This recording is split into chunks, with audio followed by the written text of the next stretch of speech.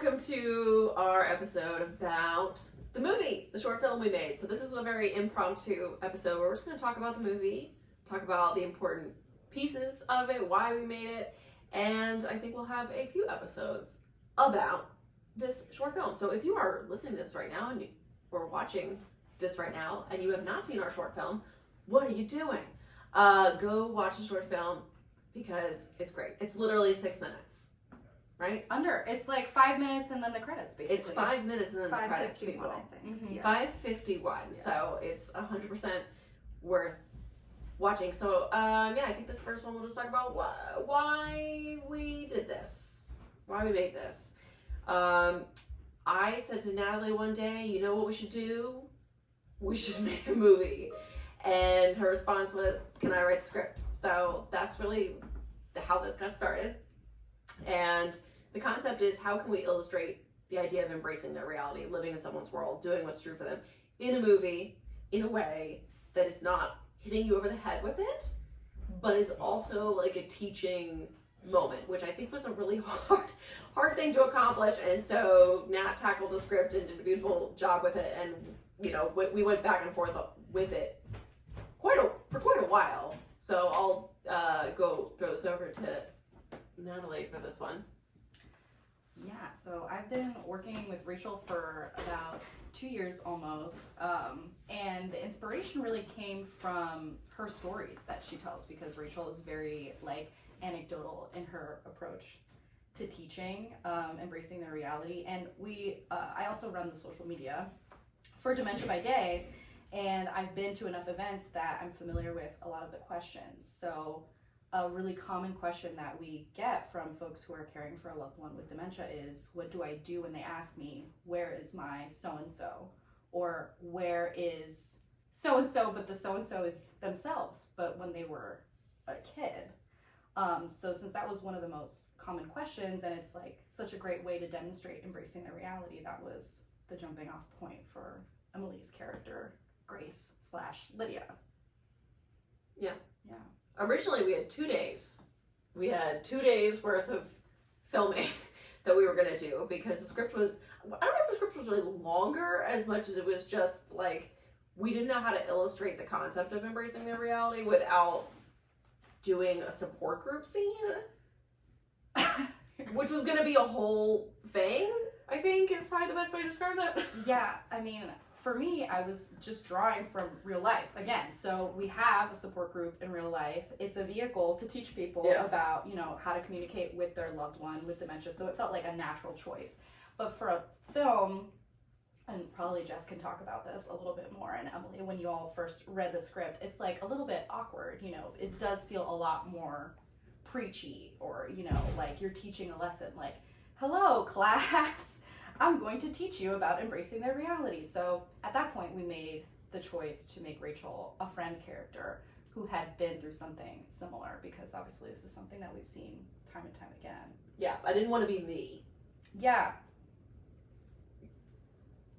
I'm giving it to Jess. It's me. This is our director. Thanks for having me on. This is Jessica. We met in March 2024 to talk about Rachel's vision and Natalie's vision. And I think initially I was really excited for a lot of personal reasons and creative reasons. But my big question was, is this branded? Is this for Rachel's business? Is this for narrative purposes? Is it somewhere in the middle? And we were starting to look at the original script and then starting to think about, do we need different cut downs? Do we need different pieces that would be a more traditional commercial situation? And I was hoping Rachel was going to say, no, we want this to be a narrative short film with a message to it that aligns with Dementia by Day. And that is what she That's wanted. what I said. Yeah. Well, that's not exactly what I said, but that's the gist. I think it was, oh no, not branded. Definitely narrative. I was like, cool, great. And then I think once we knew that was the road, Natalie, Kyle, and I started kind of collaborating on different approaches to the script. Natalie heard some of my notes and Kyle's notes, and then she was really able to take that and keep building out the world that's a more intimate relationship between the caregiver and their loved one that needed the dementia care.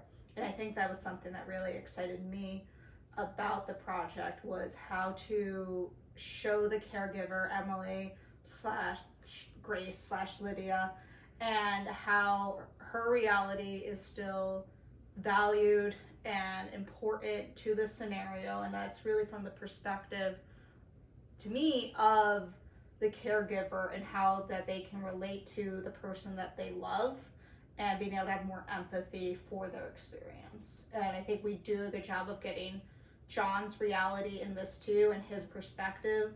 I don't think there's a lot of media out there that's about the caregiver's approach to their loved ones and their concept of reality. And that was really important to me, to find the joy in the experience of caregiving once you're able to embrace the reality. Yeah. My joke, of course, is that we're going to have like a million more short films we're going to see come out now from the senior living industry. My hope is not, because this was actually a huge undertaking, so I think I'm being sort of facetious in that. I don't think we're actually going to see that, because this is a massive undertaking, and I think anybody watching it is going to see, oh, this is a real short film. It wasn't like filmed on an iPhone, in an afternoon.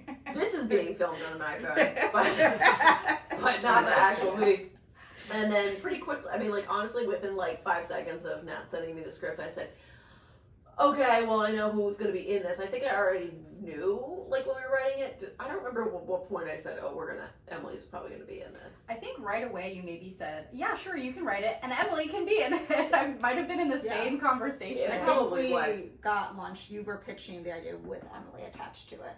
Yeah. Was I telling you that I was pitching that? I don't remember when She did not know yet. I remember you Okay. pitching the idea, like, I she knew doesn't she'd know be yet, but I down. think she'll be down. I knew she would be. Right. And because I was like, oh, and her dad, because your dad's actually a professional actor. That's correct. Yeah. Yeah, that is correct.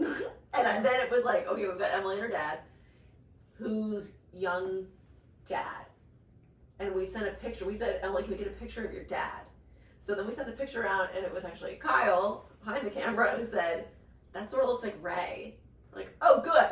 Well, he was someone I was probably going to tap anyway, so I just gave it to, I was like, Ray, do you want to be in a movie? And that's how he came to be. But yeah, I don't remember, Emily, when I even asked you, or I think I just said, like, do you want to be in a movie? And of course you were just like, yeah, when? Yeah. No, I was super excited to get the offer and the pitch, of course. I don't think I knew too much about it out of the gate, but like, even it's funny you guys talk about rewrites and things like that. Like, I didn't read the first script. I was like, let me know when I need to learn this stuff. And same with my dad. But yeah, like you said, my dad was an actor. He used to my family used to live in LA before I was born, and I forgot about that. He was trying to make it big. But that's okay. Maybe this will have him make it big. And then he also does like dinner detective stuff now. Whoa. Yeah. Oh, he's yeah. part of that. Tell people if they don't know what Dinner Detective is, what Dinner Detective is. Yeah, it's like a murder mystery dinners where you go and try to decide who did it. I mean, I think people know what it is, right? But is it always your dad? No, he is not No. always the killer. Okay. Sometimes he dies. Okay. So, yes, okay. Yeah. Yeah. And they it's at the Omni William Penn. Nice. Definitely check it out. That's fun. Yeah. Yeah, it's pretty cool. That's funny. So he was definitely in it. How did you two feel, though, playing these roles together? Yeah, great question. I mean, I would say I wish we had more time to get together on, like, spend more time getting together on it. And it's not because you guys didn't get it to us sooner. It was just like us and like me. But in any case, no, but I do think the thing that was interesting about it was, one is my dad's mother did have dementia. So my grandmother had dementia. And then the other thing is that my mother passed 5 years ago. And so that was something also to consider. And Rachel, I really appreciated that you checked in with me prior to that to be like, are you both like cool with that if that's a line? There's a very it's a very potentially very difficult line in the script, which is that mom's dead. Mm-hmm. And I read it, I was like, we need this line, and also if Emily doesn't want to say it, we'll figure out another way to do it, because you're also saying it to your dad, so that is potentially challenging. But of course, it really hit. I mean, I think it's a very powerful moment, and it's what a lot of caregivers do, where they're just like, I'm just gonna announce this to this person, like what my truth is, without like realizing, okay, this person doesn't live in that world anymore and is gonna be potentially sort of horrified by this piece of information, which might be news to them. Right, and that in that time, and I think it did add to like the trueness of it, realism, and the fact that like my dad drives me crazy, so like that was real, like my dad kind of, but so I do think a lot of that authenticity, I hope that people observed in the film was based on that. So yeah, I'm definitely thankful for the opportunity to have experienced that with my dad. Like, who gets that? So thank you all. Oh, thank you. You brought the character to life. Yeah. And he did such a, I mean, for me, I could just kind of be myself. I'm talking to my friend, and he had to do a little more like, that was a character. I think you were a character, though. I mean, I sort of was I was mostly just me, which was actually worse, I think, than being like someone else's. But you still had to like tone it down so that you were not an expert. Yeah, when I'm talking about embracing the reality, like I have like a set of things that I say without honestly even thinking about it, right? And I had to look like I was thinking about it. Mm-hmm. That was actually sort of hard. Yeah, like you were just embracing their reality in that moment. Like, oh, have you tried embracing his reality? Because it's like you named it what it is. You know what I mean? Like it's the trademarked phrase, but it's also what you're doing. I think that was some of the balance of finding out, how do we make this narrative? How do we make this informative to people who are reaching for new approaches to dementia care? I know that I've had the experience of making the truthful announcement, thinking that pull off the Band-Aid, whatever, that might be kinder, or what do I just say in this situation because I feel awkward, and being able to develop embracing the reality to a place where you can access empathy while embracing your loved one's situation, and it's not that you're lying, and really showing the example of that through technique, which you've branded and you've made, but also through like human response to it that you, Emily, and your dad was having too. I definitely also made those mistakes with my loved one, with my grandma who had dementia. I would quiz her, which now I know not to do. I would reorient her, with my truth. And in earlier versions of the script, we also had a lot more sort of dementia education terminology, like reorienting. What else? I don't even know. There was a moment in the script where we actually we were going to draw it out.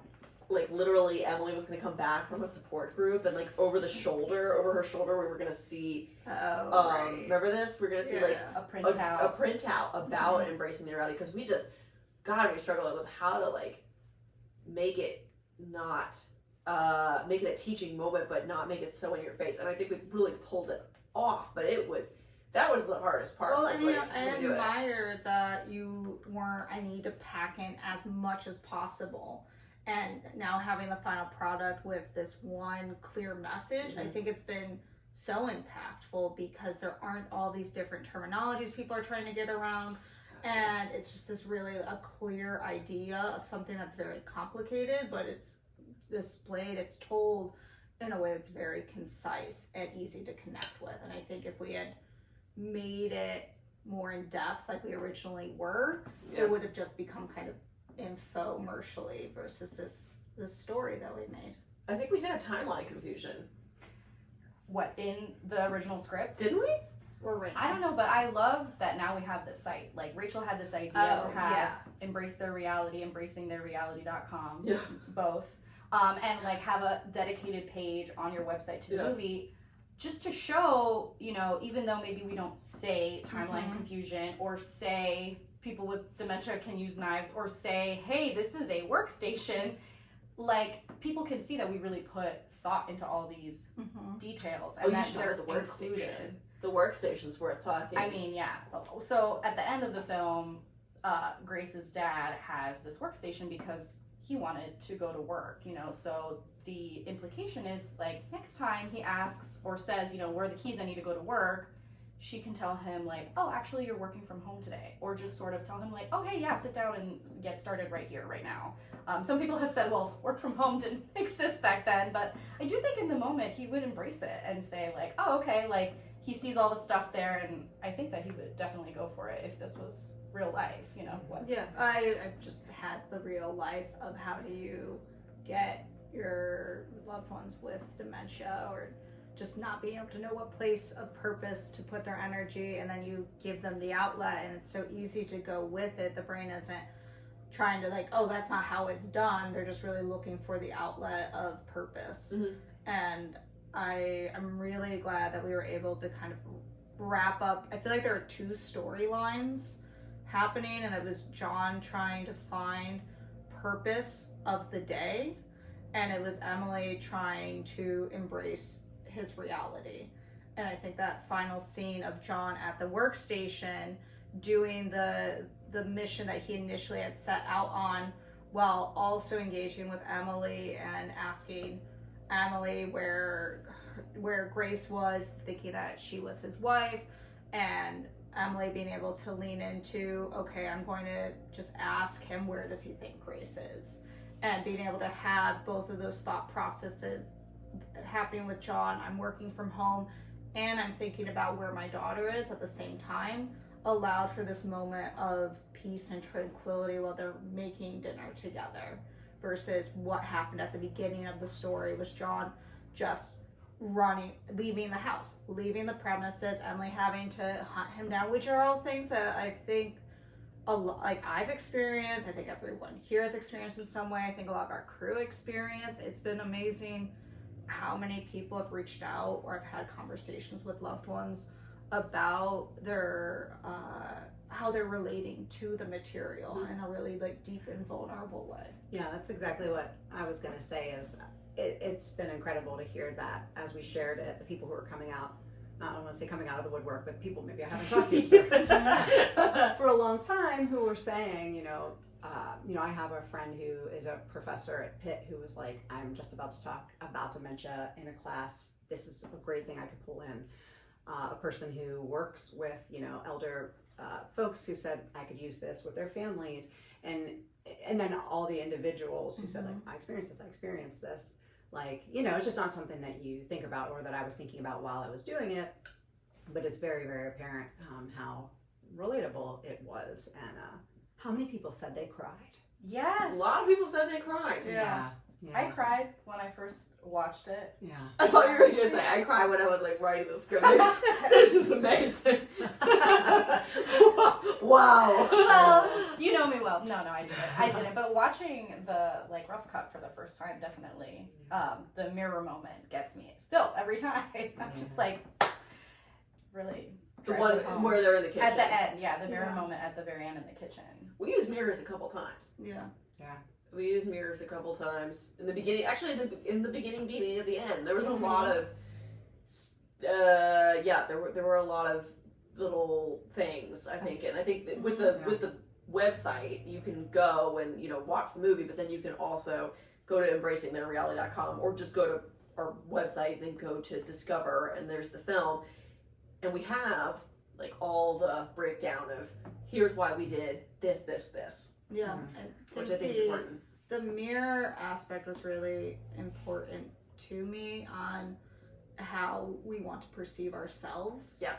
And I think Ray did a really great job with connecting to his own image and having like technical moments of like pause and things like that were really like taking himself in, and then having our costume design tie the two realities together. Literally. Yeah. Yes. Literally tie them together, I think helped create a lot of nonverbal cues of what is going through the individual's experience of being in between two worlds, being in between two timelines. Well, and even Emily's outfit changes. Yeah, everybody, right, because we're looking at the world from one character's perspective to another character's perspective. So, and it wasn't just costume. We had a lot of thought went into the cinematography, the composition, the lighting, the music we used, the color correction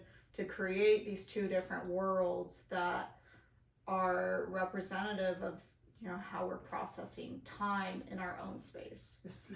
The smoke, yes. Yeah, I think we should cut this episode here, and we should have a second episode about the editing process, because there was so much that went into, or like behind the scenes, really, like behind the scenes, because that's what we're talking about. I want to say one more thing about the mirrors, which is that I wrote it for the reason that Jess is talking about, that way of like wanting to see Dad's reality, how he perceives himself. But then Rachel reminded me about how it's a whole thing that some people believe people living with dementia can't have access to mirrors because it will confuse them. So it sort of added this whole other layer I had not even thought about. And Rachel actually even visited somewhere that shall remain nameless, where they had removed the mirrors from the bathroom. Jarring. Oh, that's so spooky. Yeah. It was spooky. I felt like it's bizarre when they do that. But they do it with this sort of like, ooh, it's going to help the people living with dementia here. Probably not. Like, maybe one person out of how many people you have there might actually be upset about seeing their reflection in the mirror. Most people, if they don't recognize themselves, they think it's a neighbor they're seeing. They think it's like a picture they're looking at.